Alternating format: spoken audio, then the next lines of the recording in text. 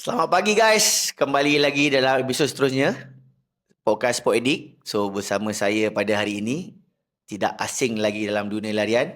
Kalau kau tak kenal dia, kau tak start lagi. Oh, betul tak? Okay, bersama saya Awan Bunjing, Azwan Bunjing. Sorry, Awan, kita panggil Awan kan. Nama penuh. Okay, nama penuh Azwan Bunjing. Azwan Tapi selalu Bunjing. orang panggil Awan lah. Dan nama glamour Coach Awan. Dulu masa aku tak kenal kau ni, cerita sikit lah kan sebelum cerita panjang soalan mungkin. Aku tak berkenan kau. Orang kata, oh kena buat dengan Coach Awan. Aku duk fikir, kenapa orang panggil dia Coach Awan? Aku ingat sebabkan kau terlalu kurus dan kau berlari is like on the cloud kan. Okay. Rupanya Azwan. Aku macam, lah aku kebak dah lah. Awan run. Aku macam, Awan run. Awan lawan. Awan tu yang tengah berlari. So aku dia tengah dah macam, kononnya macam, aku ingat apa panggil tu dalam bahasa Melayu tu panggil? Perumpamaan. Perumpamaan. Aku macam, dia siap ada dia punya perumpamaan ni. Rupanya nama Azwan. Itulah. Dia macam actually ada kawan dulu waktu sekolah, ada seorang kawan Chinese ni. Dia sebut Ajuan. Oh tak, dengan biasa. Lepas tu cakap dia, sebutlah betul-betul. Saya, ayah, I panggil you Awan lah. Lepas tu benda tu melekat. Sampailah jadi now dah jadi macam brand. Self-brand dah. Oh, aku tak boleh. Kalau melekat apa, aku suruh dia tanggalkan balik. Sebab nama aku Kayyim Naim. So aku ada Chinese guy. Dia panggil Kayam. Kalau melekat Kayam, aku pun risau, baik jangan sebut lah. Aku cakap tak boleh melekat lah. Okay, dekat podcast kita ni semua benda kita boleh cakap. Okay. Tapi yang paling penting cakap dengan dekat dengan mic. Okay. Okay guys. So macam aku cakap tadi, this is a episode kedua terakhir bagi tahun 2023. Thank you guys for your support dan thank you for your comment. Korang punya komen-komen yang membina, komen-komen yang melanggar, bulldoze semua aku terima dengan terbuka. Dan aku nak cakap thank you so much sebab subscribe, like, share, post. Siap sekarang ni dah ada orang akan tag aku dekat story. Rasa macam boleh tengok kan, pagi-pagi kan ada macam story macam, wow, agaknya ni kot coach rasa kan bila orang tag kan. Pagi-pagi kan. Dan podcast, Naim Sporty Podcast 45 minit, 50 minit lah, sejam 40 lah. Aku macam, wow. Padahal baru episod 19 kan, rasa macam aku sangat terharu. So dah hari ni aku bawakan seseorang yang dah banyak juga orang cakap nak awan kan. So hari ni aku bawakan Azwan ataupun Coach Awan datang kepada podcast ni untuk menyembang beberapa perkara. Tapi sebelum kita sembang banyak perkara, sebab aku tahu ramai orang dia close dengan coach. Tapi dia tak close secara personally. Okay, welcome back. Tadi kita break kejap pasal ambil air. Awan cakap dia nervous. Ya, nervous. Okay. Sebetulnya aku yang nervous sebab interview someone yang ada nama dalam larian kan. So tambah air. Okay. Aku pun nervous juga. Okay Wan, macam biasalah kan, semua orang akan mengenali kau as a coach. Tapi yelah, bila kita jadi coach ni, orang akan jumpa kau kebanyakannya bila dekat event. Lepas tu cakap gambar, senyum, hai, share sikit knowledge. Lepas tu habis. Mungkin tak banyak orang mengenali kau secara dekat atau terperinci lah, unless budak-budak running saga lah kan. So mungkin kau boleh ceritakan sikit, introduce diri kau sikit daripada sudut perspektif larian dan your daily life ke apa ke? Okay, so first of all, thank you Sports Edik invite, and congratulations on the milestone. Dah sampai 19 episod ni. It's not an easy job, so well done for that. And banyak konten menarik yang dibawa. Thank you so much. So just keep it going lah. Okay, insyaAllah. Alright, so sedikit sebanyak tentang saya. Umur tahun ni dah masuk 34. Okay. Dia bagi tahu umur dulu. So dah 34. Bekerja full time actually. So macam ada yang bila saya post gambar macam kat office ke atau pergi site ke, diorang macam terkejut. You Awan bekerja full time macam tu kan. Sebenarnya saya bekerja full time lah. So running ni sepatutnya macam part time je actually. So dah ada dah berkahwin, dah ada anak seorang, and saya ni bukanlah pelari dari zaman sekolah.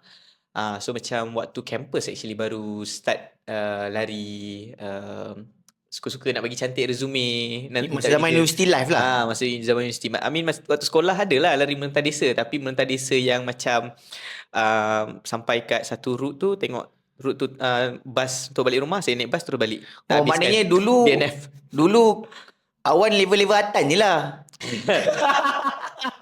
Maybe teruk sikit. Lagi down Sebab lagi. Atan kata dia habis makan mentah desa tu. Tak habis. Saya kadang tak habis. Lari bawa air soya. Lepas tu Okey. balik tu, parent tanya nombor apa. Lepas tu macam, Ada nombor tak tahu nak jawab kan. So, belakang kan. So macam, tapi waktu tingkatan 6 tu sempatlah macam lari jogging serius sikit kan. Pakai kasut Oh. palas jas tu kan. Oh, bawa phone 6 kat mana lu? Raja Ali. SMK Raja Ali. So, jadi kat mana? Raja Ali dia dekat Jalan Ipoh. Okey. Dia okey, macam okey. belakang rumah. Orang tak tahu ada sekolah. Oh, ya tempat tak pernah agak sebab yalah untuk form 6 dia tak banyak sangat sekolah yang ada offer masa zaman dulu. Dia ada kalau Raja Ali ada antaranya St John, Air Panas, lepas tu VI. Ya, betul. So tak banyak sekolah lah. So macam tu lah. Sebab tu lah saya masuk kat Raja Ali daripada sekolah lama kan. So dekat situ macam, tapi time form 6 tu nak start apa-apa dah lambat dah, sebab dah macam umur dia kan macam umur kena form 4 and below baru dia macam Betul. boleh nak pergi apa ke kan semua kan. Lepas tu tak apa, just fokus ni study, and then dah masuk uni. Kat situ kerana petang nak main futsal, tapi futsal ni ramai nak main. Semua satu blok, dua blok lelaki tu turun nak main. So nak tunggu turn tu lama. So jogging jogging macam not bad lah kan, best juga kan. So jogging lepas tu fikir macam okay ni nak bagi cantik resume. Lepas tu and then terjumpa pula kawan-kawan yang boleh membantu. Salah satu kawan saya yang paling banyak bantu saya, Amirul Syazwan. Waktu kampus dulu lah. Dia college kediaman lain, fakulti lain, tapi dia sebab dia ada some experience in training apa semua, so dia bawa lah. Tapi kita orang tak adalah macam tahu sangat pun. Kita orang selalu buat temporan, fartlek, lepas tu macam easy run, macam tu je lah. Tapi time tu pace pun apa pun tak tahu pun, main lari je sebab dia. Kat UM masa tu kan? Kat UM, betul. Yang buat temporan tu kan Bukit Bercinta tu ke apa? Kadang lari ikut Bukit Cinta tu lah. Time tu track dia belum siap lagi. Dia tak ada Yelah track tu baru lagi kan? Dulu tempat tu padang bola. Padang bola. So kadang lari kat diagonal dekat padang. Tapi time tu memang tak ada zero, my knowledge is zero. Dia pun ada serba sikit. So just follow je lah. And after that just macam dapatlah pergi Sukmum sekali dua, and then selalu jadi wakil college, macam tu je lah. Lepas tu ada event-event larian kecil-kecil tu pergilah join. Kadang dapat hamper, kadang dapat cash prize. So hujung sem tu tak adalah makan Maggi kan. So kat situ macam running tu lama-lama dia jadi macam best lah, enjoy kan? lah. Tapi that time pun fikir I'm gonna run until campus ni lah. After habis campus life dah tak continue dah kot. And then during my final year tu, I was lucky enough. Time tu dah kenal coach Syarudin Hashim. Okay. Coach Din 19. Din. Kalau kat Instagram lah. So dia pun ada guide sikit-sikit. Pukul 4 pagi kena naik motor Honda Wave, Honda Umbak dari UM, pergilah kita Tiongsa. Pusing litar kuda tu. Training ada improvement dah. Time tu mungkin 10k dah jadi 38, 39, 38, 37 macam tu lah. Tapi time tu sebab tak pakai jam GPS, pakai Casio je. So tak ada tracking lah, tak tahu actually pace apa semua. So main lari je. Tu tahun berapa? Tahun bila tu? 2012, 2011 lah. 2011, 2012 kau punya 10k dah 38 minit? Mungkin lah 38, tapi bukan 40 lah. Saya rasa dah macam Dah laju lah. Kena buka balik laptop lama, cari password, cari balik gambar result baru tahu. Dahsyat. So time tu dah macam okay lah. Tapi still dia macam tak ada proper method lagi lah kan. Macam tak tahu lagi lah proper punya training. Kadang coach suruh buat ni, kita buat. Kita tak tahu, kita tak tanya kan. Sebab time tu macam apa coach cakap, kita follow kan. So I was lucky enough lah. So thank you jugalah untuk Coach Din and kawan saya Amirul tu, bantu awal-awal tu kan. Lepas tu bila dah start kerja tu, dia macam jiwa kosong sikit. Dia macam tak ada benda nak look forward kan. Running takkan aku nak run macam tu je kan. I mean adalah target-target event apa semua kan. Tapi macam to go to next level, you must have a very set a very big dream lah kan. Very maybe dream yang macam scares you, yang make you wanna wake up in the morning nak go out and training kan. So time tu macam nampaklah few athletes dah macam cakap pasal SEA Games. So, tapi time tu kita level mana kan? Tapi laju lah masa tu 10 km dah 38 tu tak laju. Tak cukup. Tak cukup Tak cukup. Kalau nak level si Kim tu maybe kena Belas-belas. maybe kena 3 2. So that's a long way to go lah. Tapi tengok ini macam it's a good thing to pursue lah kan. So time tu macam waktu form 6 dulu belajar pasal pengajian perniagaan. So ada macam business plan. So kita pun ada lah buat macam kita punya running plan kan. So macam this year aku nak achieve ni. So macam idea dia nak lari waktu KL SEA Games lah kononnya kan. So work towards that lah sikit-sikit kan. But the goal tu macam tak tercapai sebab dah injured apa semua and tak macam meet all the milestone yang kita set macam half apa semua. Cuma bila kita set that kind of goals tu, dia mungkin kita tak dapat that end result yang macam kita nak fully. Tapi maybe kita dah achieve 80% 70% which is might be already good enough. Sebab kalau kita tak set, probably kita tak reach pun to that kind of milestone So that's another story lah. So after that just keep running and then lepas dah start kerja tu macam dah start baca. Time tu dah internet access macam much more easy. Zaman masa tu dah zaman Facebook baru start. Betul tak? Bukan zaman Friendster kan? Bukan zaman Friendster kan? So budak-budak ni tak kenal Friendster ni. Dia cakap, Friendster? MySpace lagi lah. MySpace lagi lah. Time tu kita form 5. I think you should be form 3. Betul. Kan? Kita Friendster, kita zaman kita Friendster zaman kita form 5. MySpace should be form 3, form 4. Betul. So masa zaman Facebook tu dah ada, time tu dah start banyak informasi-informasi lah. Betul. And then data pun dah macam murah. Kalau dulu kita nak yes. data tu buka map je serak habis. Lepas tu dah macam murah, much more affordable. Betul. Wi-Fi pun macam dah much more easy to access. So banyak baca Runners World lah, competitors.com. Banyak habis masa baca site-site ni lah sebab time tu macam you have to understand kenapa kita buat that thing untuk really get the benefit of it kan.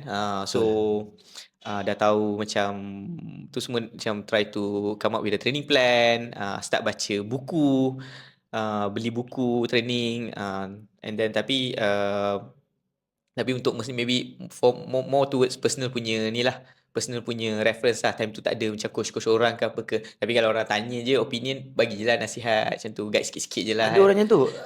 Amir Zaki Trail, aku ada DM dengan dia lah. Okay. Dia tunjuk aku buku-buku yang dia selalu baca. Aku lihat macam wow. So no wonder lah kalau dia boleh lari trail 14 race per year. Lepas tu dengan nutrition dia apa semua because he do a lot of reading lah. Memang. So knowledge is actually a competitive advantage juga. So that's how macam I feel like maybe that's one of the reason ada that progress tu lah. So dari macam start kat 37 for 10k dapat bring up to 34 18 lah. In 2018 ke 17. So tu semua macam self coach that time tu. So that's one of the things bila you baca, you have that knowledge, you have that standard methodology yang you follow, you ada that principle yang you boleh obey sebab kadang training principle ni it helps you untuk shape your thoughts lah kan. Dia tak ada macam dia macam kita dalam Islam ada kita punya hukum apa semua. So kita nak buat decision tu kita ada that principle ni kan, which one is the best lah kan. So benda-benda tu macam helpful lah. So that's how macam I was shaped. So now just trying to keep on pushing how best I could be and while also balancing other thing lah macam career, personal life, personal growth and also a bit of coaching lah. So waktu MCO dulu sempatlah buat proper certification untuk coaching sebab I feel like for me kalau I nak macam declare myself nak formally coach people, I need to have that credibility for me lah kan. So untuk I feel confident untuk enough tu ni dia kan. macam experience campur dengan you punya filosofi, campur dengan you punya certification, dia akan jadi complete lah. Sekejap, by the way ada coaching apa? Coaching macam ni coaching apa? Tadi kata ada certificate coaching kan? Okay, so dia World Athletic Federation level 1. Wow, World Athletic Federation. Yang ni macam paling apa macam kita boleh kata quite standard and quite macam acceptable in. Dia sebenarnya tu adalah coaching spesifikasi. Dia macam kalau coach starting dia akan ambil sains sukan. Dia ada tahap 1, tahap 2, tahap 3. Lepas dia dah complete that, dia boleh fokus on sukan spesifik. Sukan spesifik ni macam larian ada berapa? Kalau macam World Athletics ni dia ada 3 level. So first ni you akan belajar semua. Tapi dia you akan belajar macam mana javelin, Yes, macam mana betul. ni, macam lompat tinggi, distance running, sprinting, everything. So level 2 dia akan Spesifik. And then level 3 saya tak tahu apa. Level 3 apa dah. biasanya dia akan jadi, dia dah boleh jadi professional coach. Contohnya macam basikal, macam bila kita dah habis sains sukan tahap 1, 2, 3, so kita boleh continue. Kalau you minat bidang basikal, you boleh jadi coach basikal. Tapi you start dengan UCI punya, dia pun ada 1, 2, 3. 1, 2, 3 je kan UCI? 3 juga, 1, 2, 3. Macam coach Malaysia, macam Ahmad Amrun, lepas tu yang lain semua kebanyakan dia ada sampai level 3 lah. So macam itu dulu pun aku pernah decide jugalah nak pilih apa, tapi sebabkan aku tak tahu sukan apa yang aku nak masuk, jadi aku start dengan sains sukan tahap 1 dan 2. 3 insyaAllah tahun depan bulan 2 dia kata nak buka. So kalau korang yang berminat nak tahu pasal coaching ni, just ini bukan iklan ni sebab dia dah cerita pasal coaching korang boleh tengok dekat website ISN, Institut Sukan Negara. Korang pergi dekat bahagian AKK, Akademi Kejurulatihan Kebangsaan. Dekat situ ada banyak courses-courses yang korang boleh ambil untuk tambah korang punya knowledge, untuk tambah korang punya input. Macam aku ada ambil juga sertifikat untuk nutrition. Jadi sebab tu bila aku cakap pasal gel ke apa, jangan cakap aku memang pandai. Tak ada, memang aku ada sertifikat. Tak kari. Lepas tu pula untuk sains sukan pula aku ada tahap 1 dan tahap 2. Cuma spesifik sport aku tak ambil. So macam kau is good kau ambil spesifik sport. Jadi bila orang cerita pasal track and field ni, jangan karya dengan kawan lah. Jangan karya. Dah tahu lah kan. Betul lah. So kau ada continue nak terfikir nak continue untuk level 2? Ada. Tapi the problem dengan this certification ni, you kena macam make yourself available for 13-14 days. Yes, betul. So I was quite lucky sebab ambil time MCO. Betul. So everyday virtual. And then petang tu macam selalu kalau normal punya situation, petang tu diorang akan buat amali dekat track lah. Betul. Cuma kita orang kena buat sendiri, record. So kawan-kawan ada record senang juga. lah. Thank you Alexis and Black tolong jadi aku punya mangsa. So kita record and then submit lah. So diorang akan tengok cakap ni okay ni macam ni lah. So that's it. So itu another thing yang hinders me untuk buat the level 1 tu. Sebab macam 2-3 tahun juga macam eyeing for that ni kan. Tapi itulah sebab bila kita kerja full time and then you are working in a organisation atau outfit yang bukan towards sports tu, macam susah sikit lah dapat pelepasan. You kena 7 hari tau. Sains sukan tahap 2 buat dekat ISN 7 hari. Ya, 7 hari aku pergi bangunan Wilayah Persatuan punya MSN KL tu, kat Putrajaya tu. 7 hari makan mi bihun pagi-pagi. Terima kasih MSN Putrajaya. So itu one of the challenges untuk orang macam kita. Betul. Nak get to that ni lah. Tapi good that you highlighted, memang ada that courses untuk orang yang actually interested dekat AKK which banyak. boleh register quite affordable. Ada yang free juga. Dia affordable tu memang affordable dah. Tapi kalau dapat diskaun kalau kita ada berdaftar dengan Yakib, maknanya bekas atlet yang berdaftar dengan Yakib, diorang ada diskaun. Tak kisah saya RM50 ke macam tu, saya tak ingat lah. You can check on that. Tapi so far memang tak ada, memang affordable je. Sebab kalau pada saya lah, macam level 3 tu dah boleh jadi coach Malaysia. Dan level 1, 2 tu pun some of the state coach pun ada level 1, level 2 spesifik lah, macam spesifik. So sains sukan tahap 1 dan 2, 3 ni cakap saya dia ada bagi impact juga kepada coach punya tangga gaji. Because there's like macam basic qualification before you nak pursue your coaching ni. Sebab pada saya benda ni bagus sebab macam saya kata pada dulu lah kan, sukan ni is a $1 billion business. Dia sukan yang besar. It doesn't mean like you need to be a vendor macam saya jual suplemen. Tak, you can be anything. Event organizer, management athlete, lepas tu coaching, personal coaching. Jadi coaching pun even ada banyak. You nak buat apa, strength and conditioning, speed work, you nak macam-macam jenis lah kan. So better improve yourself lah pada saya lah. Banyak orang macam, sebab banyak juga bila saya pergi tu kan, banyak coach-coach yang dah lama-lama pun diorang kena improve. Sebab lagi satu yang saya nampak, coach kalau tak improve, dia kena bersedia untuk ditinggal zaman.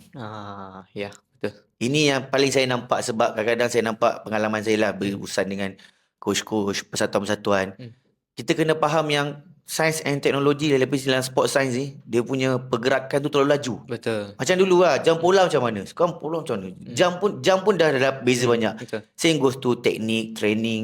Kan? Sebab itulah pentingnya juga kita ada coach. Bukan coach Abang Mat ni, siapa-siapa lah kena ada coach. Sebab coach ni dia adalah blind spot dan dia adalah macam kita punya internet access lah. Contoh, when you have a coach, dia boleh nampak you punya blind spot and dia boleh fix apa yang you punya problem.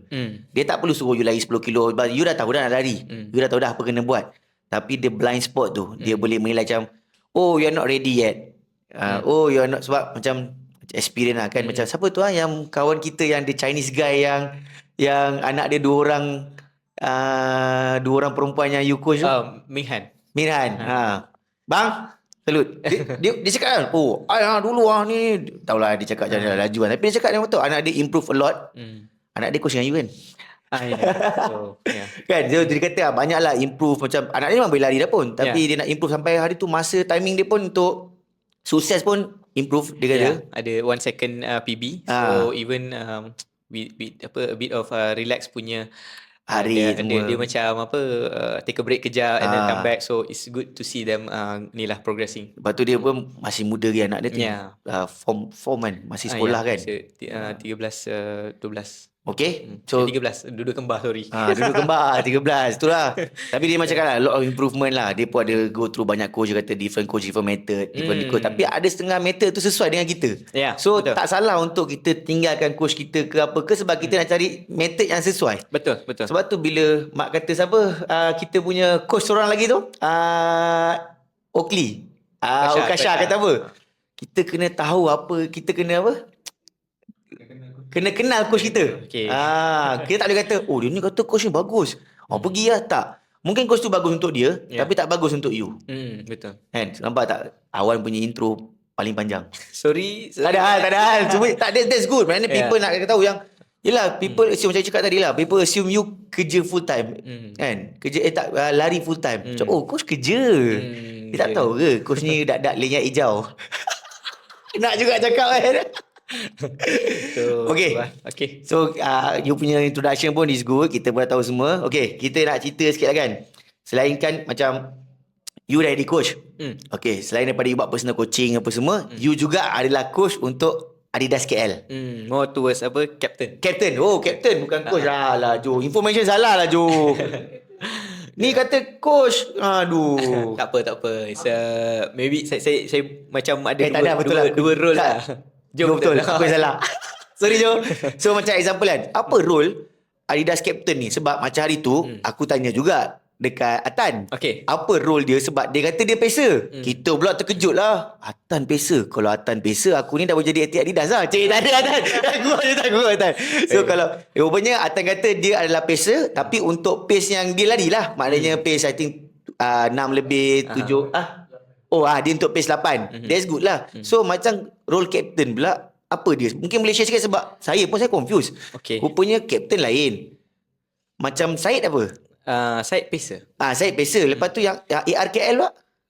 So Adidas Runners KL is mungkin saya cerita daripada dia punya setting lah. Cerita semua lah. Nak tahu. Okay. So basically Adidas Runners Kuala Lumpur ni one of the community yang developed by the brand itself lah. So dia ada dekat most of the cities in global.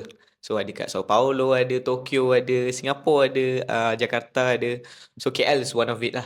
So kita establish around 2017. 17 and then dia ada few elements yang dia fokus, macam nutrition, strength, recovery and mindset and all that lah. Dia ada and then dia ada provide coaches for each of that element juga. Tu yang ada boxing itu. Jo kata ada boxing. Itu selingan. Itu selingan. So macam kalau macam complete punya setup, usually kita ada nutrition coach, strength coach, recovery coach and running coach juga. Cuma nutrition coach kita tak dapat identify candidate for now. So that element tu kita dapat beef up lagi. Untuk apa? Nutrition. Yeah. Sebab kadang kita nak cari, kita nak meet certain criteria lah. So which kita tak dapat score search candidate yang sesuai. Nanti saya hantar resume budak-budak ISN. Ramai yang power-power. Ya, kita ada sometimes kita engage once in a while kan? dengan ISN punya nutritionist. So yeah. And then kita ada strength coach Hafizat. So dia punya role will be kalau ada session yang perlu strength ke apa ke, so dia akan come in lah. And then kita ada recovery coach who is also a physiotherapist, Yuska, who will be curating anything yang related to recovery, macam mana rehab apa, and all that lah. For running, it will be mainly myself lah. Because I pun dah take up that coaching certification and everything. So that's one of the reason lah ada that certification tu untuk get the buy-in from brands, and also kalau macam sekolah nak panggil pun kadang dia tanya, coach ni ada Certificate. sijil lah kan? Betul. So that's one of the ni lah. So my role mainly satu, conduct the session yang orang selalu nampak, but behind the scene banyak planning. Planning macam mana nak curate the session untuk meet runners punya requirement, untuk identify what are the things yang kita perlu tackle. Contoh macam KLCM coming up, so what kind of session yang kita patut put in. So dia tak adalah macam enjoy best. Sebenarnya dia ada hard session dia juga. Kita try curate untuk help them towards that ni lah kan. Each running community, different brand different style lah approach. Macam Adidas, this is what we are trying to do lah kan, to make impact on runners punya performance and life jugalah kan. So macam kita curate macam mana that session should be yang boleh bantu, what are the content of that program, and then bila kita dah create content tu, okay, macam mana each of the content kita nak make sure kita nak deliver. Contoh macam that day kita nak buat interval kat track, so 200 orang datang. So macam mana kita nak make sure the lane allocation and everything tu in place. Macam mana nak buat warm up tu, nak make sure everyone the lane semua, make sure everyone dapat that guided punya session. Diorang buat drills tu betul tak, macam mana kita nak tackle all that. So kat situlah dia punya pecah kepala sikit lah. So you the mastermind to organize the event lah. Maknanya you and your team, maknanya termasuk tadi yang macam kalau macam strength coach lain, lepas tu yang macam recovery coach lain. Jadi all these coach semua akan sit down and plan. Macam for example like Kuala Lumpur City Marathon, so kita nak fokus on long distance, so kita akan buat dekat route yang sesuai untuk buat long distance lah. So kalau dekat track buat long distance koyak juga lah kan. Jadi macam kita nak buat tempo atau interval, so we go to the track. So you are the one who handle and planning the training lah. For me more towards giving that idea macam mana nak curate apa location macam mana sesuai. So we sit down with the coaches, with the agency yang tolong buat all the setup, and also with pacers jugalah macam mana to run that the whole session tu. So that's the background punya thing yang usually happens lah. Okay, so that is captain is all about lah. And also macam now dia macam expand sikit sebab since it's a global punya movement kan. So macam sometimes you take direction, have a macam engagement with global punya Adidas runners jugalah untuk see what are the things yang dia nak implement, what are the elements yang dia nak bawa for that year, team ke. So kita try to align on that jugalah, and kita juga macam engage dengan other city. Macam you pergi Seoul, you buat 42 kmu, kan few days sebelum start you dengan jubah ada lari dengan AR Seoul kan. So itu one of the things lah yang kita, the advantage of being part of this community kan. So that's one of the things lah. Tu aku tengok juga, aku kan jenis suka mengkaji. Aku tengok juga yang ARKL tu, cerita Kak Jo lah. Budak-budak ARKL Seoul tu Jo, muka-muka semua macam muka artis Jo, opa semua. Serius, ada yang awek tu duduk sebelah Jubak kan. Aku cakap, oi, kalau Jubak kata ini pelakon kat TV Korea, aku percaya Jo. Serius, lain macam Jo. Lepas tu cerita pasal Korea tu kan. Aku terkejut juga, that is your first marathon. Boleh ceritakan sikit tak? Sebab aku macam Awan, sebab sorry lah dulu tak apa kenal sangat kan. Lepas tu terkejut macam Awan first marathon, dia bukan dah lari bertahun-tahun ke? Kan? Mungkin orang tak tahu yang sebenarnya you focus on short ke apa ke. Cerita sikit. So macam because kita, awal-awal tadi saya cakap yang saya ada buat that 5 years punya plan tu kan.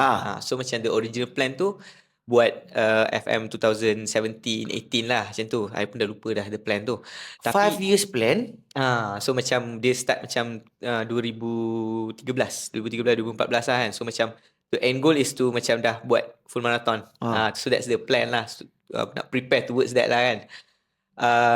But didn't happen lah. So dia macam start, but why 5 years? Kenapa tak terus try je kan? Sebab nak prepare the body macam the best as I could lah kan. Sebab Okay, faham. for some marathon, alah, Yang buat penting je. finisher. Ya, boleh kan. It's okay, boleh approach that way pun Tak no ada harm, masalah. tak ada masalah. But for me, I just want to make it the everything macam go as best as it could be Yes. lah kan. So it's just another way of preparing lah. Betul. So somehow 2017 dah macam dua kaki kena pelantar bursitis. Ya, so tak boleh injet lari. lama kan. Yeah, and then stop running kejap, start Zwift, basikal, indoor trainer apa semua, and then main duathlon everything. And then macam dah boleh gain mileage and everything. Plan macam this year macam nak buat debut dekat KL. I thought of doing KLSCM punya ni lah. But somehow the opportunity tu macam thankful sikit Adidas offer for the Seoul punya opportunity. Which is I take it lah sebab maybe it's dapat start dekat tempat sejuk, tempat flat. Maybe it will be tak terlalu harsh punya condition lah kan. Sebab KLSCM it's a bit harsh jugalah. Dia punya weather apa semua challenging juga.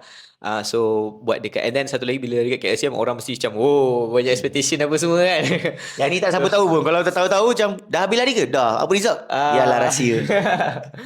So somehow dapat the opportunity, and then I thought okay lah, try jugalah. Cuma yang tu pun agak tricky jugalah dia punya preparation, sebab bila dia cakap tu it doesn't mean like 100% confirm. So tapi macam kita just prepare je lah. And then dia cakap berapa minggu awal tu? Ke dia cakap last minute macam lagi sebulan ni sempat ke lagi dah prepare? So awal tu dia beritahu dalam Disember macam tu, dia dah macam maybe kita ada kan. So macam okay.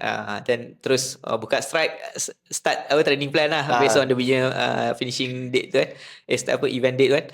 And then around I think February macam tu cakap okay dah boleh book tiket dengan accommodation lah. So baru macam okay.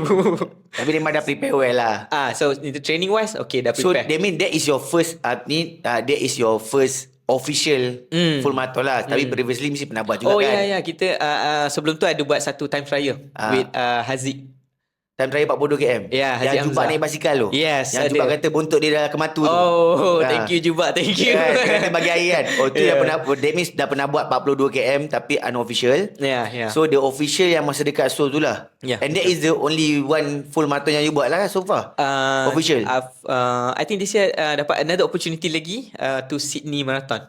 Oh ya, hari tu Sydney. Okay, sorry Sydney lupa. Marathon. Pergi dengan Azlani semua tu. Azlani, Haziq, betul. Ella apa semua lah. Okay. So yang tu pun macam unplanned actually. So macam dah tiba-tiba sampai. So macam kalau dilema juga, if I reject maybe this opportunity might not come again. But if I take it, it's a risky punya. Yang tu ditaja oleh siapa? Yang tu Sydney Marathon itself. Dia memang akan panggil orang macam, dia akan panggil orang daripada yang terdekat, macam dia nak panggil influencer daripada luar juga ni lah. Ya, betul. So diorang lah yang pilih you. Diorang somehow mungkin dia found out, mungkin dia engagement ke apa ke. So dia reach out lah via social media. Yalah, sebab dia ada buat statement juga kat ni, dekat IG ada baca. Kan dia buat statement yang you go bring running to the Sydney Marathon tu kan. So that's how ni lah. So itu pun experience yang menarik. Sebab the second marathon was very harsh. yang so PB still yang Seoul ke yang Sydney? Seoul lagi ni lah pasal Sydney barai. Pasal cuaca dia kan lah ni, kata panas betul tu. Panas satu. Dia punya rolling hill dia tak beragak. Berapa elevation dia? I think 180 ke 200 ke. Okay. Haziq kata itu paling yang paling kasar elevation dia untuk marathon di tahun ni. So dia kata yang mungkin second Bintulu lah. So for me yelah, sebab Aziz tak masuk Ternyata dekat 300 lebih kan. Saya tak sure. Saya rasa 300 lebih. So that's one thing. And then secondly also myself jugalah panic sikit. So macam awal-awal tu bila tanya orang sebelah, Mak Saleh kan, tanya timing berapa? Dia cakap 245. So kita macam going for a very big ambitious punya goal, macam 238 apa semua. And tengok mana boleh aku lari sama dengan dia. Aku nak laju sikit lah. Lepas tu kita lari laju. Lepas tu macam terlaju sampai half 3 km dah macam start, muscle tu dah macam ada Ah. macam sign nak cramp kan. Tapi macam tak nak slow down juga. Cakap alah ni mungkin biasa ni kan. Push lagi, lepas tu dah macam teruk cramp dia. Sama macam Is juga lah cramp tu. Tak saya tak sure. Dia kata Mungkin ada cramp juga. dia. Tu, so maknanya Tapi is quite he did very well. dia break BB juga. Ah. Semua break BB. Cuma tak siapa bagi tahu yang Lani pun break BB. Marah dia. Oh. Dia kata dia pun BB lah 4 jam setengah. Dia kata tak ada siapa pun bagi tahu aku. Congrats Lani, congrats. Dia kata dia tak ada siapa pun cakap aku break BB. Nanti kita minta ni up post satu. Tapi memang maknanya macam kadang-kadang ni walaupun yelah macam you dah lari 10 years. Lepas tu you pun coach. Kadang-kadang kita pun boleh Ya. sebab saya dah memang kita macam level-level aku dah memang converter pengaruh. Kadang-kadang memang jom. Kita pun jom. Lepas tu kata lupa dia laju lah. Kita tak laju. Tapi macam sometimes kalau macam pro athlete pun diorang boleh ada that kind of situation diorang boleh berada dalam situasi macam tu Sebab satu lagi Ego. experience lah. Oh, experience. Okay, ego mungkin Ego- jugalah. ego. Sebab macam nak fikir every time nak do your best lah kan. Kan? So maybe that's Bukan one ego thing lah. Ego macam kasar sangat kan. Dia macam ambitious. Too ambitious. Ambitious satu. I think experience. So maybe mungkin sebab full marathon ni every time kita dengar any advice ke apa, they will tell you macam full marathon starts at 30 km. Itu malam baru dengar ada Su post. So dia always macam 30 km tu kalau macam you feel okay apa semua, that's when you know you gonna make it macam really ni lah. So before 38 km tu you actually have to play it really smart, pace manage well. So that's one of the things yang mungkin I'm lacking lah kan. The experience wise tu kan. Macam sebelum pergi Seoul, Haziq Hamzah pernah cerita. Wan, make sure run ni lari Ikut pace kita lah. Kan kalau takut dia kalau jadi situation lari cramp ni memang tak best Wan. Just be careful lah on that kan. Tapi time Seoul alhamdulillah tak ada. Tapi waktu Sydney tu dapat lah merasa lari cramp memang sakit lah. Memang sakit. Dia sorry just nak tanya kan sebab your experience kita tak pernah alami. Kita kalau cramp dia cramp terus medik kan. Okay, macam you kan yang macam kira boleh kata atlet yang high performer atlet lah yang lari cramp kan. So biasanya dia cramp tu atas faktor apa? Adakah sebab hydration, adakah sebab nutrition ataupun sebab apa? Sebab kadang kita pelik juga kan. Kadang kita nak kata hydration or nutrition, tapi you dah pro atlet ataupun atlet dah macam level tinggi lah, takkan you tak tahu bila nak water station you, gel you, that shouldn't be a problem sepatutnya kan. So kenapa benda tu berlaku juga? So kalau macam untuk biasa standard punya reasoning bila kita cramp ni, kita check dia nutrition cukup tak kan, dia ambil air cukup tak. Tapi yang last kali is actually training dia cukup tak, and then also the pace yang dia bawa during that race tu, is it suitable. For me, maybe the training tu not so solid, sebab dia macam time tu tengah outstation banyak juga. So yang tu satu, and then maybe the pace yang bawa waktu Sydney tu maybe harsh sikit, mungkin terlaju sikit. So bila balik tu tengok 5k punya split kan, macam 3.40 awal ni. 5k. Ini macam patutlah ni kan. Patut lah. Sampai kat belakang tu dah 20 lebih kan, 25k kan. So maknanya ada story dia lah. So macam kadang kita bawa pace tu terlalu laju kan. So possibly that's one of the reason yang kita cramp. Dia mungkin kita tak kita pushing our body to limit, and then body bagi signal, okay, we have to shut you down, we have to slow you down sebab tak nak further damage. Sebab bila lari sambil cramp ni, dia punya recovery dia tu macam lama. Sebab muscle tu macam dah wear and tear apa semua kan. Mungkin ada micro damage apa semua. So macam nak jalan tu pun macam betul. Sakit Hari tu masa aku pergi Penang International Beach Marathon, kan aku duduk dekat finish line.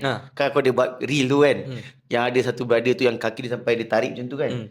Actually nampak macam ni macam tak boleh lari. Tapi kalau tengok balik time dia 2 jam 45. Time dia belakang sikit je daripada Haziq. Dia belakang sikit. Tapi maksudnya yang sampai tu, yang ada tu international runner tu yang naik kursi roda terus tu. Kau tahu naik kursi roda tu, patutnya aku rekod pada awal. Sebab masa dia dekat red carpet tu, dia dah start nampak macam nak cramp. Dia punya kaki tu, kaki dia macam, kaki muscle dia macam, aku macam, lain macam dia sampai dah Itu yang pasal dia sampai dekat finish line yang timing tu betul-betul dia stop sebab kaki dia tu macam dah tak betul, yang terus medik datang bawa bawa ni tu, aku macam weh, asal macam tu weh. Padahal laju. Dia masa tu nombor, dia main dia international tu saya aku nombor 7 atau 8. Masa tu masih bawah 2 jam 40. Dia before Haziq dia sampai. Tapi aku tengok dia punya masa dia macam terkangkang jalan tok tok tok, aku macam, weh, ini teruk betul ni. Ini betul laju ni, tapi macam Ya. ya kita tak pernah tahu. Kita tahu finish line je, yang geng-geng yang bawa pemain finish kan. Kita tak pernah tahu macam mana elite sampai. Tu tapi nampak Aziz sampai steady lah. Siap baca doa. Tak tahu dia baca doa apa. Macam tu lah. Aziz, all the best Aziz. Tahniah. Betul, aku tengok macam Sayuti pun sampai steady. Sayuti paling steady lah. Dia senyum-sengih. Sayuti Aziz, I think they did well. Dia did well lah. Memang So, aku masa tu betul berjauhan. Wih, laju. Nampak lah. Memang boleh nampak lah bila macam even the international athlete tu, walaupun dia depan lagi daripada Haziq, tapi dia sampai not in the good condition lah. Betul-betul sampai fuck datang wheelchair. Untuk diorang tu macam it's a payday kan, sebab diorang memang fully ni, seorang itu yang diorang macam pulun jugalah kan. Masa nak sampai ada satu tu dia dah dekat tau. Ni belum dia mesti kata tak boleh ni, nanti kurang sikit duit ni kan. Tu ada. Tapi diorang memang datang memang just nak tahulah, mesti tahu kan macam mana diorang dah datang bunch of team, lepas tu ada event organizer bawa ke macam mana ke. Dia macam syndicate pun ada kat aku tengok tadi kan. Sebab dia datang 1 sampai 9 I think. Semua international athlete. So macam diorang ni, sebab diorang professional kan, so diorang biasa duduk dekat satu macam dia race around Southeast Asia atau Asia. So tapi diorang suka juga jadikan Malaysia ni one of the base lah, sebab bila diorang dapat Malaysia punya chop tu, it's quite easy to travel other country juga. Dia pernah cerita lah. So kalau yang saya tahu, diorang banyak duduk dekat area Bangi. So macam selalu kadang boleh nampak dekat track UKM Bangi, pagi diorang buat interval. So and then diorang race lah around mana-mana yang racing tempat ada apa hadiah yang banyak larik. And then ada juga yang some of them agent bawa lah. Agent bawa which is sekarang agent tu base kat Malaysia. So diorang adalah kad dia kan. Kadang kita pergi race kat mana-mana, nampak kat RNR tiba ada Kenya kan. Betul. So ada seorang ni kan orang Malaysia kan. Tu probably agent dia lah. Betul. 2018 aku buka booth dekat Perlis Marathon. 2018 Perlis Marathon yang budak kecil menang kereta Pujo tu. Memang masa tu aku tengah tunggu barang aku sampai, sebab barang tu dah habis. Alip hantar pakai bas. Pagi tu 4:30 pagi, aku ingat separuh bas tu semua international athlete cakap, ini Pak, masa tu kan hadiah besar. Perlis punya marathon hadiah besar. Jadi maknanya diorang ni memang kata mencari rezeki dengan berlari lah. Ya, betul. Diorang macam tu lah. Itu cara diorang mengubah kehidupan diorang lah kan. Sebab diorang ni kadang susah. Memang betul-betul susah kan. So dia lari dengan, sebab dia tengok macam idol dia macam Kipchoge lah apa semua, dapat menang cash prize apa semua. So dapatlah beli kambing, tanah apa semua kan. So itulah mungkin diorang cuba buat berlari dan cuba ubah kehidupan diorang kan. Betul, sebab ada seorang tu yang menang nombor 4 ke apa sampai. Dah macam geng-geng Ineos lah. Betul, baju pun Ineos, batu pakai pun Vaporfly. Aku macam ini mesti idola dia Kipchoge ni. Memang cara dia lari pun aku tu macam uish, memang jadi memang diorang jadikan tu diorang punya career. Lagipun logik lah, sebab yang paling laju hari tu pun 2 jam 30 lebih kak. Jadi diorang taklah terlalu laju kalau nak diorang compare ni mungkin kategori C lah kot. Kategori C lah. Tapi yang biasa datang Malaysia, Southeast Asia ni biasa yang kategori C. Macam tu. Yang 2 jam 20 ke atas lah. Betul. 2 jam 20 ke atas. Sebab kalau dia 2 jam 20 ke bawah lah, ke atas tu, rasa diorang dah pergi Europe lah. Kadang ada yang datang macam event yang macam kelas A, contoh macam KLSCM, Singapore Stand Chart, mungkin Bali Marathon, mungkin ada yang laju. Mungkin ada yang 2 jam 11 datang kan kadang kan. So diorang kadang, tapi some of them macam invited kan. And dia datang untuk just for the cash prize kan. So orang datang menang caw kan. Tapi the faster they are, the lagi they will look for race yang lagi besar. Dan of course diorang akan ada diorang punya appearance fee lah. Dia ada appearance fee juga? So macam yang lagi pro, dia ada appearance fee. Kadang diorang ada macam yang ni saya baca kat forum letsrun.com lah kan. So diorang macam diorang lari sampai berapa kilometer, diorang ada diorang punya fee dia. Kalau diorang buat timing ni, ada fee, ada diorang punya bonus dia kan. Macam golf lah. Golf ada macam tu Nak panggil Tiger Wood, kena bayar. Oh ya. Dia tak menang, jadi dia dapat duit dah. Appearance lah. Appearance. Lepas tu dia menang, dia ambil lagi semua duit. Itu kaya tu. Kadang kita tengok macam ada pro kan. Ya. Dia lari sampai half dia. Lepas tu dia berhenti kan. Kadang sebab injured ke apa. Kadang maybe dia datang just collect appearance fee and hype the event ke kan. So boleh jadilah macam tu. Lepas tu dia simpan tenaga untuk next event. Event lain pula. Boleh Betul jadi, tak? boleh Kalau jadi. dah every week dia lari 42 km, badan mana pun boleh tahan. Betul. Okay, so no wonder sebab ramai tau hari tu kat Penang International Bridge, saya rasa kan 10 orang yang pertama sampai semua international. Tapi saya tak rasa macam level Penang PBIM mungkin saya tak tahu, tapi saya tak rasa diorang up to extent nak bagi appearance fee ke apa lah kan. Sebab yang tu biasa macam organizer yang really macam yang really well lah, yang memang afford to do that lah kan. Sebab siapa yang menang Penang itu? Siapa yang menang tu? Nombor 1 Malaysia. Farhan, Nick Fakhruddin. Nick Fakhruddin. Nick Fakhruddin tu pemula saya kan Afrika juga. Nasib ada rambut nampak terbang. Oh okay, ni Malaysia ada rambut. Sebab yang sampai semua tak ada rambut. Orang hitam. Kita. Lepas tu yang kedua tu memang tahulah. Bukan orang kita, kawan kita. Abang Moiza. Tu tahu tu macam Tapi masa yang tu macam, wish asyik macam jadi that's the reason lah behind the story kenapa foreigner banyak datang semua. So diorang memang do some Asia region. Maknanya dia pergilah Thailand, Indonesia. Betul. Itu ada orang chat tanya kat Facebook lah, kenapa sport-sport ni je menang? Dah memang satu genetically dia okay, macam design for running. Satu lagi diorang punya training memang mungkin dari kecil berlari ke kan, berjalan banyak, mungkin dari situ dia dah strong lah kan. So bila dia datang sini pun dia macam kita quite hard sikit lah nak nak pukul diorang kan. So sebab tu lah mungkin banyak kita nampak diorang banyak menang kan. Okay, sebab aku sebenarnya banyak betul tanya Wan ni. Sebab yelah kan, kau ingat tak Wan, kau ada post kat IG kau post reel kau punya training per week. Ingat tak? Aku ingat yang paling relax hari Selasa sebab kau ada gym session kan. Kau ada post yang kau lari tu kau keluar training kau kan. Average 100 lebih kan. Minggu lepas 90. Okay. 100 lebih 100. Macam mana engkau design jadual kau dan macam mana engkau uruskan lari kau? Yelah, kau bukan full time. Sama macam soalan ni aku tanya juga kat Jubak lah kan. Macam kau lagi lah, kau dengan Captain Adidas ni lagi, meetingnya lagi. Lepas tu kerja kau lagi. Macam mana kau manage?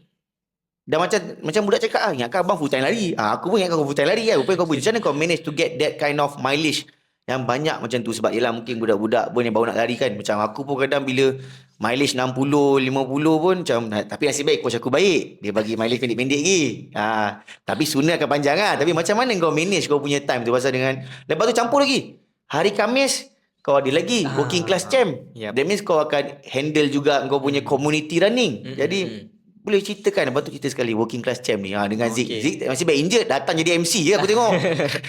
So first kali macam how bad you want it lah. Tak adalah. Okay, tu dia ada post juga reel. Hari ni saya baru balik daripada private event. How bad you wanted tu betul. Tapi sometimes people nak get the picture like macam okay. Kan? Yang tu jawapan pendek lah. Jawapan pendek lah. But actually kita macam some of the things yang bakal happen next week tu kita macam dah boleh project what's gonna apa program-program kita.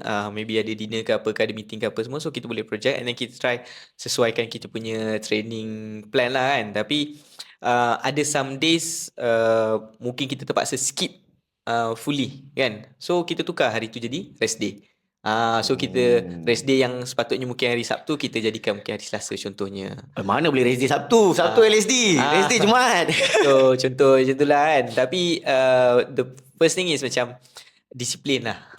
Disiplin ni dia bukan macam orang kita buat bila orang marah kita. Tapi without anyone instructing you, anyone bagi arahan, you buat. So bila you commit to a training plan and you have that discipline, so you akan try to execute lah. Cuma you have to be smart sikit, kena identify what are the time slot yang available lah kan. Macam for me yang paling memang works is actually after 7:30 PM baru dah macam boleh buat my training. So I try to stick to that and then just go out lah. Tapi ada hari yang macam penat gila, so time tu lah kita ambil kopi. Bagi hype sikit lah kan. So yang tu one of the things yang I try to ni, and also make yourself accountable dengan berjanji dengan kawan. So macam Selasa punya session tu saya dah macam dah roja kawan-kawan dah kan. So macam diorang akan show up. So I cannot macam tak show up pula kan. So bila kita dah ada that kind of macam accountability juga, so macam kita pun akan buat sekali, walaupun kadang penat, tapi bila kita tengok kawan kita ada buat sekali, motivation tu macam dia rasa macam okay, I can finish this workout jugalah kan. So those are the things lah. But actually try find apa waktu yang actually works for you. And then everyone ada 24 hours lah kan. I mean, how hard it can be to allocate 1 hour for your health benefit. Sebab and kita kena tengok macam why, the reason kita run apa semua. So I mean, other than kita nak achieve that bigger goals, the ultimate goal is to be healthy. Bila umur 70 tahun masih boleh aktif ke apa ke kan, boleh Lari pergi pakai pasar terompah. ke. Lari pakai terompah macam yang tu, yang Jepun ni tu. Tak. Dia lari pakai terompah umur 70 lebih lah. So try to remember that the key factor kenapa you run, and try to go out lah on that day. Dia tak ada macam straightforward punya answer. Sebab I think Dia depends on people. I think the thing is discipline lah. Tapi macam aku, yang kau cakap disiplin tu aku agree. Tapi macam mana pun, pada akulah, pandangan akulah, kau cakap tu aku agree. Cuma aku yang tips berjanji dengan kawan tu aku tak boleh buat. Sebab lepas tu dah jadi kaki sidai lah. Sampai macam cakap, Naim, confirm kena sidai. Aku dah malas nak berjanji. Tapi sebab yelah macam apa yang kau cakap itu suatu kau. Tapi aku just nak share sikit lah, since aku pun ada experience benda tu. Aku pula lebih kepada macam start small. Contoh dia macam ni lah, semua benda dia akan ada tips dia. Contoh macam mana kita nak melansaikan hutang. So kita pakai snowball effect. Snowball effect tu kita bayar benda kecil-kecil dulu, lepas tu baru kita bayar benda besar. Itu cara kita nak selesaikan hutang.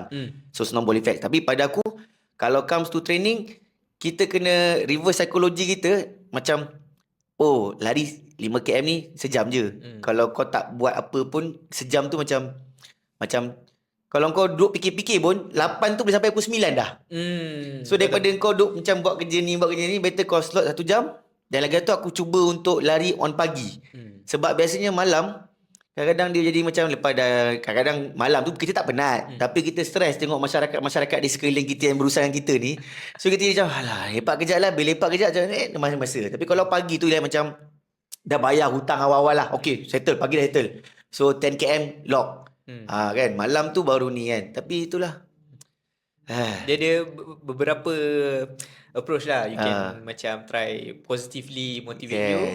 And also motivate yourself macam toxic way. Macam for me, toxic way ni thinking macam ada someone out there yang training harder than me to beat me. So I must not let this kena sleep keluar and have kan to go out and effing train kan. Tak semua orang macam Gogin. So yang tu not the best approach lah. Once in a while you can use that. Sebab bila that becomes your, sebab bila you put that kind of negative punya mentality, at the end you kind of macam harm you. Sebab contohlah kita train untuk beat this person. Once you beat, then you be like, apa next? And then your benchmark will be that person je contohnya. So macam once in a while you boleh pakai that kind of mentality, but that shouldn't be the forever punya method untuk motivate yourself lah. Maybe your forever punya method, maybe you should put that ultimate goal lah. Maybe macam Aziz Hamzah, okay, I want to represent Malaysia. For me, okay, sama juga, nak represent Malaysia juga. We both macam want to do that 230 punya marathon. We want to push ourselves. Macam Jubab, maybe getting that world major marathon kan. So that kind of positive punya ini good. But if you need certain time tu, you can use that toxic punya toxic ni kadang-kadang membina. Sometimes lah. Sometimes but not best to stick with that kind of motivation punya style lah. Okay, kita rehat kejap. First time aku punya podcast ada rehat. Sebab borak dengan Awan ni bukannya biasa-biasa. Kalau pun rehat, janji sambung. Aku memang nak gunakan sepenuh masanya untuk mendapat sebanyak ilmu yang boleh daripada Awan. Kita rehat kejap. Ciao. Kembali lagi kita bersama Naim dalam podcast Sports Addict. Naim, Terima kasih kerana menjemput saya. Okay guys, ini first time ada break. Sebenarnya break bukan apa. Jangan salah faham. Sebenarnya break sebab Joe nak kencing. Itu yang cerita dia. Joe nak kencing kata, bang nak terkencing. Belakang macam ni lah. Kan. Okay, kita patah balik pada soalan ni tadi. Okay. Kan kau dah cerita dah pasal yang Adidas, everything semua. Lepas tu kau cerita pasal training, macam mana kau completekan masa kau yang berjam-jam lari tu dengan berapa kilometer tu. So kita cerita sikit kenapa adanya working class champ ni. Sebab nampak dah macam orang gila buat kru dah. Ada Running Saga ada. Kan? Adidas KL ada. Ada. Apa lagi satu Tak ada dah. Yang associated dengan saya. I'm somehow Kaiser Run Crew associated juga, tapi saya dah jarang dah pergi session. Sorry guys. Kaiser dia jarang sebab kita kena marah dia punya ayanda. Ayanda pun selalu miss session. Sebab ayanda jubah ni. So lepas tu now ada pula working class champ yang dapat aku fahamkan. Working class champ ni kau create dengan Zik. Abang Misai tu, Haziq Junaidi. Zik Kita Junaidi. kena make sure ada belakang tu, sebab dalam hidup saya ada Haziq Hamzah, Haziq Junaidi. Dua-dua Haziq yang sangat signifikan. Saya lagi banyak Haziq. Dan juga Haziq sekarang Haziq yang buat interview. Syed Haziq. Okay. Oh itu talent baru Sport Edik. Mantap. Dia perform. Dia kata aku, dia kata bang, saya dari idola baru dah. Dulu aku idola dia sebab aku pasang Barricade laju. Sekarang dia kata saya idola bang. Idola saya Awan bang. Aku cakap kau tukar kasut kau dulu Zik. Tukar kasut dulu. So okay, cerita working class ni apa cerita ni? Okay. So basically lepas saya dah injured apa semua tu, banyak main duathlon lah. So bila main duathlon ni banyak training dengan Haziq Junaidi. Kita orang selalu run sekali, bike sekali, buat break apa semua. So ada suatu petang tengah jogging-jogging dekat kampung Gombak ni, lepas tu kita orang fikir, Zik, kita dah macam ada this kind of mentality macam nak push towards the next level. Kita maybe kena ada a training group. Dia macam bagus kita ada all this run crew, running community kat each apa tu, which is very good sebab for the sport you need that kind of support. Sebab dulu waktu aku start dulu tak ada benda tu. So macam kita tak ada that reference point nak tanya orang macam mana apa semua, tak ada kan. Tapi sekarang dah ada, which is good. And kita bukan nak against or compete with them, tapi kita just nak create that training platform, training group. Which is hopefully one day this training group ni boleh mungkin maybe pace 3 dah ada, pace 3:40 nak buat threshold ada 10 orang boleh work together. Pace ni ada 10 orang boleh work together. So bila kita work together, push ourselves towards next level performance, maybe one day the community tu macam grow bigger and people yang training ni bolehlah pergi dekat diorang punya community pula, share what are the method training style yang betul apa semua, and hopefully ada from kalangan orang biasa ni yang macam fully working full time macam kita ni represent Malaysia contohnya. At the end macam the level of long distance running ni menyerlah lah dekat at least level Southeast Asia dulu kan. After that maybe kita pergi hopefully one day adalah runner kita yang qualify ke Olimpik. Sebab nak qualify ke Olimpik kena buat 2 jam 12 ke 11 kan untuk lelaki. So that's the kind of aspiration, which is first step ni is buat this kind of grassroots development. Walaupun kita bukanlah muda mana grassroots tu, tapi bila kita ada this kind of approach, the knowledge is being transferred and shared, hopefully they spread around, and then maybe not this generation, maybe next 2 to 3 generation tu kita boleh nampak that the level of running tu improve better and better. That's the whole idea lah. The rough idea. Aku pula ingat macam working class ni dia macam parti sosialis pula. Working class champ, kami memperjuangkan hak bekerja 8 jam sehari. Tapi the idea masa waktu nak buat logo apa semua memang macam yang sosialis lah. Ada that genggam tangan gambar. Tapi macam designer yang aku macam hire lah one of our runner juga, designer. Dia cakap ni macam terlalu biasa lah Wan. Kita try ubah sikit, so dia datang macam W macam tu. Tu yang wording lah, bukannya Wording gambar lah. tu lah gambar working class kan. Macam orang memperjuangkan 8 jam bekerja 5 hari seminggu. Awak pula memperjuangkan 8 kilometer 5 hari seminggu. 5 hari seminggu. 5 hari seminggu. So that's the idea. So macam sebab macam kita ni some of us kita dah bekerja tapi baru macam teringat sebenarnya aku boleh juga work towards bigger goals macam SEA Games ni ke kan. Sebab kalau kita tengok scene lari macam US lah mostly, sebab aku banyak baca forum letsrun.com. So macam banyak terpengaruh macam orang yang kerja biasa tapi dia run Olympic qualifier punya event kat US ni the biggest one of the biggest event untuk amateur ni Olympic trial OTC dia panggil Olympic trial competition ke qualification OTQ ke kan. So marathon tu dorang semua sebelum dorang nak masuk that Olympic trial qualification punya event tu, dorang kena buat certain time dekat event-event lain. After that dia pergi situ, kat situ dia perform, dapatlah pergi Olympic. So that's the ni lah. So event-event Olympic qualification ni macam kerana ada orang biasa jugalah among the pros. So kita boleh dapat that competition untuk compete lah kan. So macam kat overseas it's quite normal actually, orang yang bekerja full time tapi dia macam boleh compete with pro apa semua. Cuma kat Malaysia ni dia nampak macam boleh ke kita kan? Sebab kita Asia. So nak break that mentality barrier tu kan. Hopefully orang macam biasa working 8 hours macam kita kat office ke apa ke semua, mungkin orang tu barista ke apa ke, dia pun boleh challenge our pro yang full time kan, dekat stand on the podium contohnya, which some of us already doing it, dah bagi dah good fight dia kan.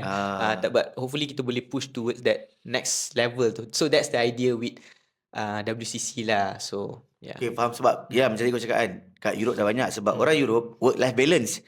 Orang Asia work die. Betul lah, betul. Orang kita bekerja semua kan macam ni kan. Okay, lepas tu kan kau buat working class ni. Tadi macam kan tak masa first session, second session, kau ada banyak highlight sikit pasal VDOT kan. Because what is behind the VDOT, macam adakah that is your punya method training ke apa ke macam mana tu? So waktu awal dulu, waktu aku tengah scouting cari information which one. So aku terjumpalah buku Jack Daniels Running Formula. Yang ni kawan aku, dia pinjam buku kat library, and then aku baca, buku ni best lah. Lepas aku pun minta dia photostat.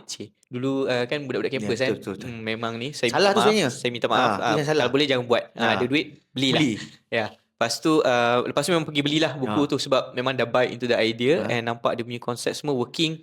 And the principle semua macam make sense. Kadang macam principle tu kena make sense untuk kita accept kan. So dalam buku tu banyak yang make sense, and memang worked for me the without me approach, sebab dia answer misteri yang lama saya mencari, iaitu kalau aku nak buat interval, pace apa aku kena buat. Itu tak tahu. Dulu memang tak tahu. Dulu buat kejap buat 1.20, kejap buat 1.15. Kita main buat je apa yang kita rasa okey. So bila ada that VDOT calculator tu, dia bagi based on kita punya current fitness level, apa sepatutnya lap time yang kita kena buat untuk contoh interval 400, untuk 1 km punya interval. Apa timing yang kita patut buat untuk develop that physiology punya adaptation. Itu yang ni sampailah aku obses, dan aku during MCO tu juga buat juga certification untuk VDOT. So kat Malaysia adalah few yang ni. Actually siapa-siapa nak buat pun boleh. Cuma kena keluar duit sikit je lah. Itu je. So VDOT ni macam another mazhab dalam larian lah. Macam betul. Kau mazhab kau apa? Aku run slow to run fast lah. Lepas tu ni macam aku mazhab VDOT lah. Macam tu lah. So dia ada macam ada Lydia, ada Verzinger ke apa dia ni kan. Siapa yang reka tu, nama tu ada letak kan. So tak kisah approach mana kita follow, kita try test yang mana yang try test cuba yang mana yang sesuai, dapat nampak the improvement, boleh stick with that lah. So dia macam tak ada, like you said lah, macam tak ada one best approach. You have to test and see which one yang actually works for you and make sense, dan boleh accept dia punya explanation lah. Dan kalau kau dah try, itu bagus untuk kau. Kau boleh nasihatkan orang. Tapi kau jangan paksa orang pula untuk terima kau punya mazhab tu. Itu masalah kan dalam larian ni. Kau tak boleh buat macam ni, kau kena lari macam ni, kau tak boleh macam ni. Kita kena faham, kita semua dicipta dengan berbeza-berbeza, dan kita dicipta dengan kelebihan masing-masing. So ada different dia. Macam Awan, dia kurus, laju. Macam aku gemuk, laju. Okay, nice. That's nice speech kan. Okay, kita pun dah tahu. Kau dah cerita banyak dah. So this towards pun dah nak lagi 2 minggu, lagi seminggu depan dah last of Disember 2024. Betul. So 2023 dan 2024 kau akan ada satu event yang kau akan masuk, which is kau ada sembang aku itu, kau ada masuk Osaka. Which is 1 week after the World Major Marathon Tokyo. A week before. A week before. So boleh ceritakan sikit kau punya planning kau ke, ataupun apa cerita di belakang Osaka ni? Sebab aku dengar ramai juga pergi, macam nak bawa, macam boleh buat rombongan TRS ke Osaka. Ya betul. Ah, So asalnya minta Tokyo punya ballot jugalah, ah, tapi tak ada rezeki, tak dapat. Tapi Osaka somehow dapatlah, sebab Osaka ni dia kalau dia reach certain number, dia akan tukarkan jadi ballot. Dia kalau okay. so tak certain number, mungkin semua dapat. So saya rasa mungkin kali ni semua dapat. Not just TRS punya gang juga, banyak kawan yang luar TRS pun dapat juga. So Okay. which is good thing lah. So idea is bila kita tengok next year punya event, macam banyak yang tak berapa sesuai sebab bulan puasa, bulan 4 dan 3 dengan 4 lah. 3 4. Puasa raya. So macam nak repeat Seoul Marathon out of the picture, nak buat Boston Marathon out of the picture juga, sebab dia macam kacau sikit. So yang nampak paling sesuai is actually apa-apa yang within January dengan February, which is February. Tokyo, Osaka is a good option lah. So kita go for Osaka lah sebab dah dapat ni kan. So hopefully dapat buat satu timing yang bagus lah kat Osaka. And also from kawan-kawan punya review pun, yang buat Osaka is a good course jugalah, except dekat kilometer Route 37. last. 37 and 38 kot, yang ada The, that bukit tu lah. So that's the ni lah. So kita prepare for that. So dan sekarang dah masuk week 3. wow. Week 3. So ada dalam 11-12 weeks punya preparation lah. Kalau macam Awan Hmm. nak lengkapkan, nak doing the best for full marathon you, berapa week yang ambil masa? Okay, so based on Seoul punya preparation, I think macam 10-12 week okay. 12 week. Ada setengah runner suka approach macam 16-18 weeks, which is also fine kalau macam diorang banyak macam sebelum tu rehat ke kan. Macam for myself dah memang keep on training, memang dah hari tu dah 10k punya build up apa semua, mileage pun dah accumulating quite well, alhamdulillah. So just jump into the training cycle lah for marathon. Kalau half marathon? Kalau half marathon pun I rasa macam maybe kena 10 weeks should be okay. Should be okay. Just itu macam in a condition, dengan syarat yang memang you have been training lah before that. Kalau macam belum banyak berehat on off, Mana so you training pun 10 weeks so yang tu macam dah macam specific towards half marathon contohnya. Okay. So Sajalah motor ada orang kan nak tanya. Kadang-kadang orang macam program.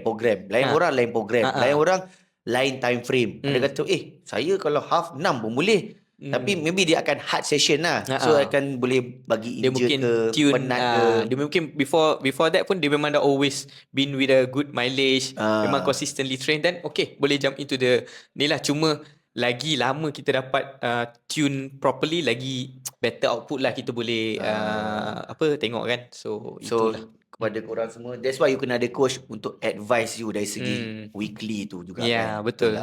Dia memang different people, different approach lah. Ada some people things like dia buat macam 20 week ke apa, 18 week ke. For me, I cannot tahan sampai 18 weeks punya preparation for full marathon. Sebab bila dah start ni, macam long run dah jadi 2 jam. Last week 2 jam 10. This week dah 2 jam 20. So which is quite a lot for me jugalah. And also macam sebab mungkin baru je start training for full marathon kan. So for me it's quite macam rasa macam lamanya kan. Dia punya training dia macam lagi penat sikit lah. Lama tak apa, penat training, nanti bila time event perform ni. Macam saya tak ada plan, macam saya punya full marathon kan, macam marathon. Dia punya training saya dah tu dah start lari dah. Konsisten lah juga every week dalam 50 ke 60. Dia punya datang nak buat full marathon tu kenapa? Tengah buka KLCM, klik. Ingat nak ambil half. Masa tu berapa harga half? Okay. Dia macam harga half dengan harga full beza berapa puluh ringgit je. Lepas tu kita macam dah bayar mahal-mahal ni, baik ambil paling jauh. Nampaknya diorang punya pricing strategy works lah dah bayar mahal-mahal, takkan nak ambil half. Kejap je ambil full lah. Lepas tu full dapat lah sekali gel, makan, dapat ada ni kan. Banyak sikit kan. Ambil lah full. Lepas tu baru call semua orang. Aku nak masuk full ni, macam mana nak lagi ni? Kau target apa? Itulah. Tapi itu untuk newbie macam saya lah. Dia just nak experience. But if you want to have a good result, less suffering, memang suffer. Tapi cuma satu je saya kekalkan strategi saya, run at your right pace. Jadi aku lari betul-betul pada aku punya Harit 14 tu 5. Lepas tu masa naik Duke tu bangga sikit lah sebab ada orang pakai singlet yang laju-laju tu pun tengah tahan dinding. Jadi aku macam aku tak cramp lagi. Sampai habis tak cramp. There's no cramp semua tapi alhamdulillah that's good lah. Yeah. Tapi cuma itulah jangan buat macam itulah. Jangan terpengaruh dengan harga-harga yang ditawarkan oleh pihak organizer. Sangat berbahaya. Yeah. So tu lah. Okay Wan, all the best for kau punya Osaka. Yeah. Dan thank you so much for coming to our podcast. Cuma aku ada satu lagi soalan tadi. Banyak sangat aku nak tanya soalan kan. Osaka lah apalah sis. Kau pun cakap kan kau punya planning as a coach everything semua kan. Ni last question aku nak tahu je lah dia punya vision kan. Kau dah 34 semua. So sampai bila kau nak go for this high performance punya event ni? Sebab yelah kan macam ada orang bila umur 40 alah uncle masuk mau dapat baju mah. Janji ada gold medal, finisher baju, jalan-jalan dekat Titi Wangsa pun okey lah kan. Macam kau sampai pilih select. Lepas tu KLCM ambil 10 km. Sebab tahu tu boleh pergi. Bijak caturan tu. Lepas tu masuk yang ni tak masuk yang ni.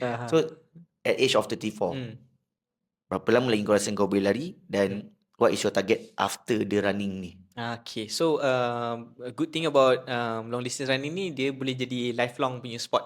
Betul.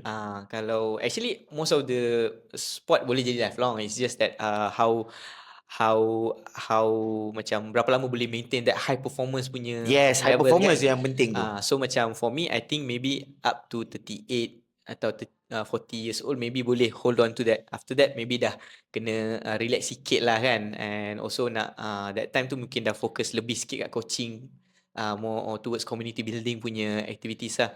But ada juga event-event masters actually, olahraga masters. Cari sampai bila tak habis macam tu siap Kan? pasal performance. Sebab master pun tumpas kita cakap bila kau master nanti pun ada seorang lagi master akan masuk tahun depan.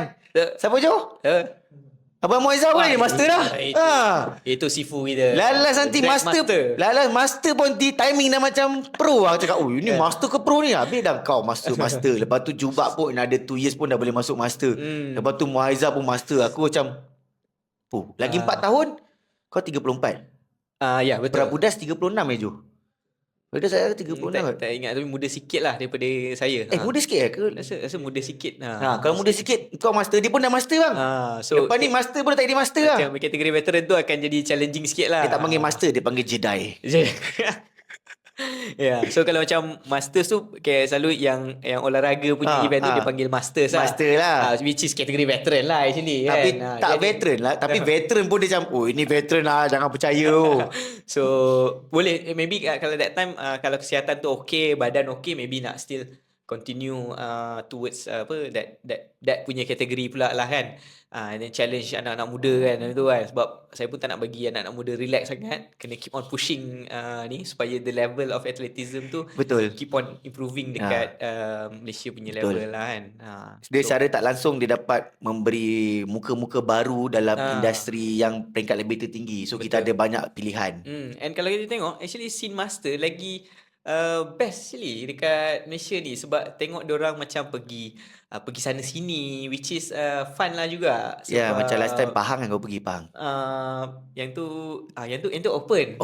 Yang ni yang kategori masters. Olahraga masters kan. So hari tu diorang pergi mana macam diorang main area-area Southeast Asia lah. Thailand lah, Singapore, which is interesting punya another group of people lah kan. Dia tak campur sangat dengan open tapi dia ada dia punya group dia. So looking forward for that jugalah. But for now we try our best to push this remaining years ni lah kan.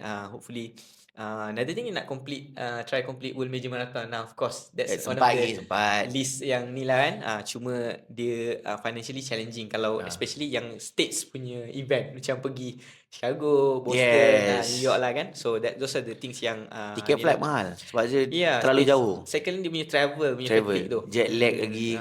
So macam yang tu those are the things lah. But for now these few years ni nak try as best I can untuk bring down that FM. Sebab next year punya plan ni is more FM and HM.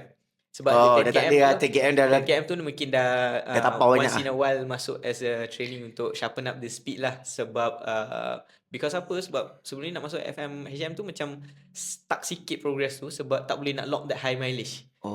But this year alhamdulillah body tu macam dah boleh adapt sikit, the injury pun dah macam boleh manage. I mean adalah small wiggle bulat niggle kan dekat sana sini, tapi boleh manage lah. Oh, okay. So hopefully that can be sustained and keep on pushing my limits lah. So So, that's the ni lah. kepada anak muda luar sana, orang dah lagi 10 tahun pun nak go to HM, FM pun. Tapi betul sebab macam aku dah sedar ulang dah benda ni. Prabudas cakap dengan aku, dia cakap, saya lari 100 km seminggu pun pening fikir. HM. HM. Ini diorang hari tiap-tiap minggu masuk FM macam mana lah? Aku kat sebelah tu terasa. Aduh, tak adalah. Okay. Kita raikan lah kan. Raikan lah perbezaan pendapat dan perbezaan cara training lah. So yeah, let's keep run and be happy lah. Yeah. Okay, thank you Wan. Thank you Wan so much. Thank you for coming to our podcast. So hopefully kita pun dah share banyak information dan share banyak history dan apa benda yang korang nak tahu, Awan dah share kan. Jadi kalau nak tahu lebih banyak lagi, korang just komen ataupun DM. Apa-apa persoalan daripada podcast ni, kita akan cuba untuk sampaikan. Kalau kita boleh jawab, kita jawab. Tak jawab, kita akan misi Wan. Wan, jawab Wan. Boleh. Boleh kan? Saya akan baca comment section. Comment section. Aku selalu baca. Jadi siapa kutuk tu, aku delete terus. Aku block sekali. Tak adalah, guru je lah. So, thank you so much sebab support. Yang mana yang selalu support tu, jangan lupa like, share, komen, subscribe paling penting. Subscribe. Kawan saya tu. So, insyaAllah kita akan berjumpa lagi di episod yang terakhir, which is saya rasa semua orang pun boleh teka ke apa ke, tapi yang kita bagi tahu macam dah cakap dah, macam dengan Kak Fik itu, dua atlet terakhir yang kita buat podcast ni semuanya dah 3 strike. Ini satu ada. Siapa satu lagi tu kita tunggu. So, kita akan berjumpa di episod yang akan datang, dan kalau siapa tak tengok lagi, sila tengok. Dan insyaAllah kita untuk episod tahun depan kita akan start lambat sikit sebab kita nak do some testimony, do some due diligence untuk tengok kita punya setting semua. So apa pun, thank you kepada korang yang support dan see you next time. Ciao.